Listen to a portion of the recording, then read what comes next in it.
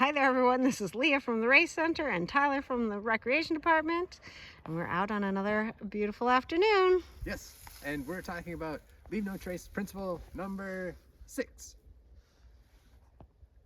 or respect wildlife. Yes, there's, people respect wildlife. You're in the northeastern United States here in Waterville Valley, you're imagining probably a moose or a bear or something cool like that, big, some charismatic megafauna. But there are other types of wildlife, and interesting, the charismatic megafauna, often people are more likely to donate to things like that if the animal is forward-looking, has big eyes, and a furry face. But there are also spiders, centipedes, mice that are smaller things.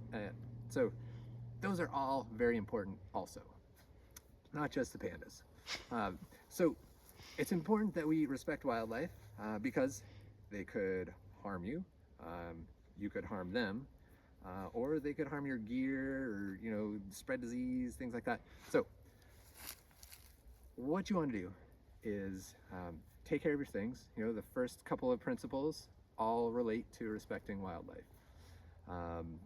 When there are bears in the area, which is the case here, you want to be smart with your waste, dispose of waste properly, and if you have smelly things like food and toiletries, hang them in a bear bag or in a bear canister. And also, that's important for bears, but also mice.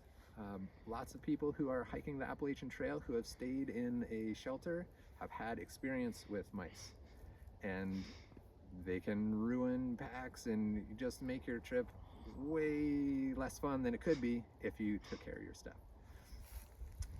And the best way to deal with it, and you don't want to get too close.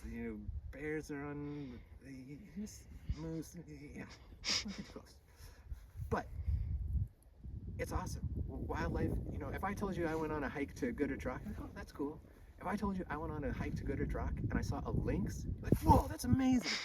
So wildlife, it just totally transforms the experience, all these living things around us. But if we want a good rule of thumb is the rule of thumb. If you can cover the thing up with your thumb, you're probably a pretty good distance.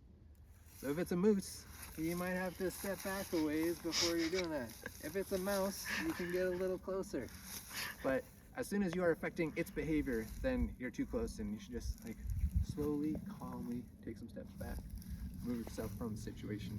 But make that plan so that you are avoiding those areas when that wildlife habitat is sensitive during mating season, things like that.